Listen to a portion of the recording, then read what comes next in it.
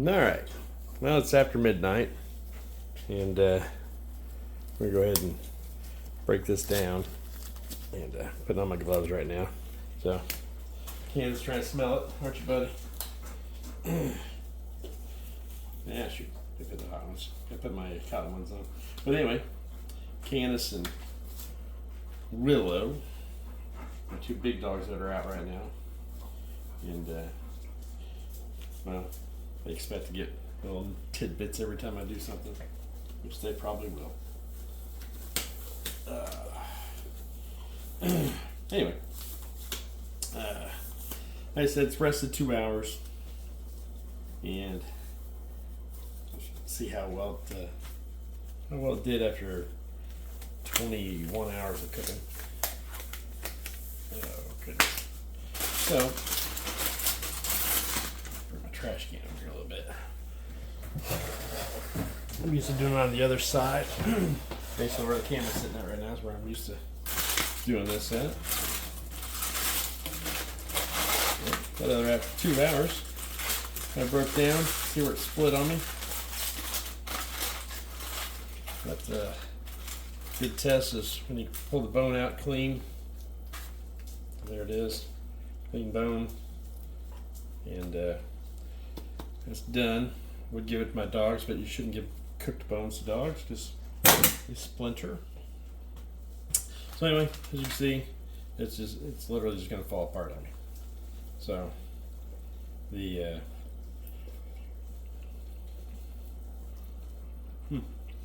you see where my rub, where I injected the my injection. You know, I can take it down. There you see how easy this pulls. Just falls apart. It's not soggy. It's not mushy. It's got good texture to it. It's not overcooked at all. It's not dry. Very, very moist. Here. My testers, they seem to like it. So, if you see me throwing stuff, it's chunks of fat. I'll put a little bit of fat in here, but I won't put a lot of fat in here. It just overdoes it. But you can see, look, all that's flavor. Now, depending on what rub you use, when you get done, see all that little tidbits, that's your bark, and it's just good flavor. But when you get done, try it, see how you like it, see what the salt content and everything like that is, and then what I'll do is I'll take a little of the rub, not a lot, but I'll take a little of the rub. Once I break it all down, I'll mix the rub into it. If it's already salty, I'm not going to do that because I don't want it over salty. I don't put any sauce on this. I'll wait till I put it on the burger or on that bun and do it. Big tasty piece of fat. So, hey, good boy. Good girl. So, I won't give him too much. They'll get sick. Oh, not sick, but you know, I don't need him to do anything bad. So, anyway, like that little piece of fat right there, I'll break it up, throw it in there because it's basically all seasoning, and that little fat will take apart. But there's some other stringy fat in here, but you see that it's just falling apart, man. That's the part of taking your time, just letting the meat do its job, not rushing it. Like I said, if I needed to eat by 5 o'clock today, this morning at 8 o'clock in the morning, I might have kicked it up to 275. And once they hit 150, I'd have wrapped it. 160. Really, normally I wait till that 160. But you can see this stuff, man. It's just pulling out. It's just going to shred. You can buy those bear claw things and shred it, but you don't need to. Like this big piece of fat, this is where the bacon's at. On this is fat. You got this other stringy meat. It's just delicious. A couple different layers. You see all this gelatinous stuff right here? I'll throw it. I'll toss it. I'm not gonna toss it in the meat. It's just because the last thing I want to do is when I eat a sandwich, take a big bite of fucking. Just take a big bite of gelatin. Just the little bit of fat that's on top, it's got all that seasoning and stuff. You know, that's also got meat on it. I'll throw that in there. But once I mix it up in here, then it'll be, you won't get a mouthful of fat. That other stuff I just scooped out of there, that's just nasty fat. But anyway, I'm going to try to, let me see how nice and dark that is. That's the smoke in that meat. It's beautiful. It's not dried out.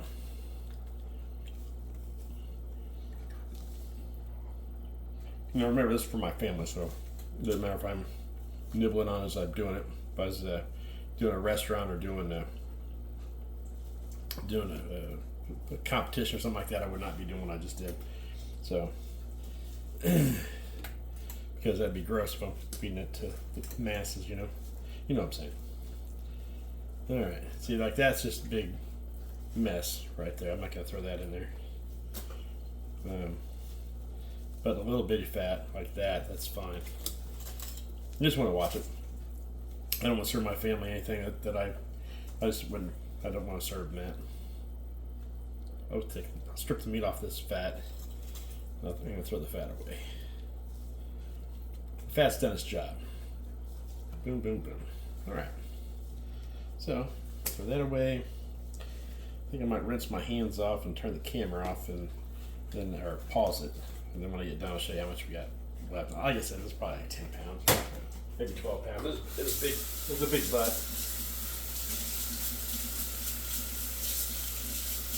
Oh my goodness.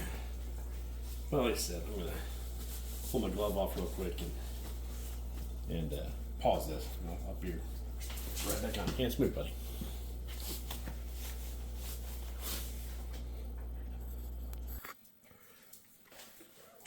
All right, I think we're back. So that's what we ended up with.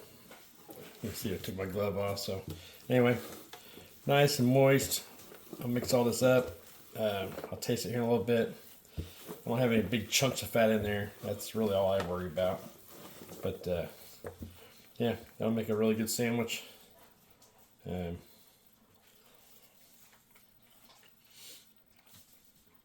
think it's got good flavor.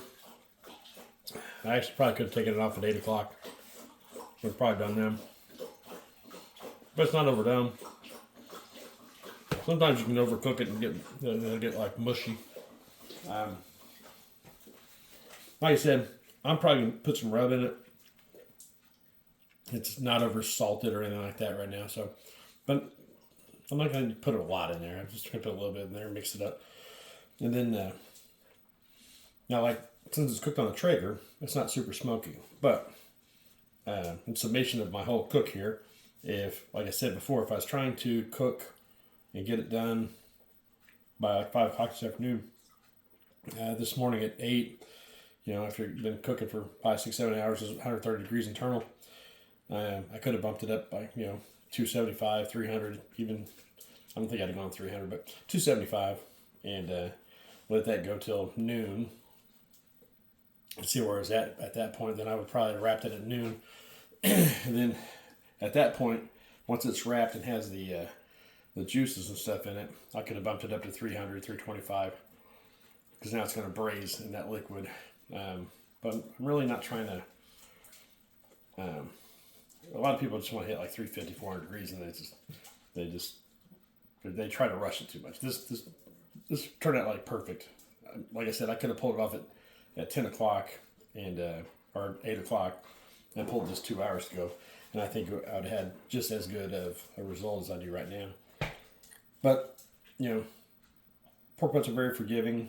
You don't have to do an injection. You don't have to. Hell, you don't even have to trim them. Pull it out of the package, wipe it off, put your seasonings on it. You don't have to use a binder like I use the yellow mustard. You don't have to do that. Because once you put salt on it, it's going to start drawing moisture out of it. So it's going to adhere. You can just use salt and pepper. I've made these in the past, just salt and pepper, and they're great. Salt, pepper, garlic powder, but they're awesome. But my brine has, you saw it didn't burn it. It had sugar in it, and it didn't get burnt. Now, if I had used my stick smoker, I'd have cooked it for like 3-4 hours, and then I'd have taken it off the stick smoker, and I'd probably brought it in my oven and just cooked it in my oven. Um, like I knew I didn't have to go to work until for a couple of days, so I was in no hurry. But if I was home and I knew I was going to get called out in 12 to 15 hours, then I would have probably cooked it for 3-4 hours on the stick smoker or my Weber. Wrapped it, brought it in, put it in a pan or a foil pan, and wrapped it, and put it in the oven and let it finish in the oven. Because BTUs or BTUs or BTUs. It doesn't matter if you're cooking in the oven at that point. It's already taken all the smoke it's going to take. There's no reason to waste all your wood. Pellets I wasn't worried about because I think I bought that bag of pellets for $8. So I really wasn't worried about it. And my house doesn't smell smoky. But now you can actually take this pan, not this pan, but put this in a foil pan. And if you wanted to be a little more smoky, you can throw it back out in your smoker. Like I got a Traeger, I can throw it back out in the Traeger and let it smoke for half hour, mix it in, and let it go another half hour, mix it in without drying it out.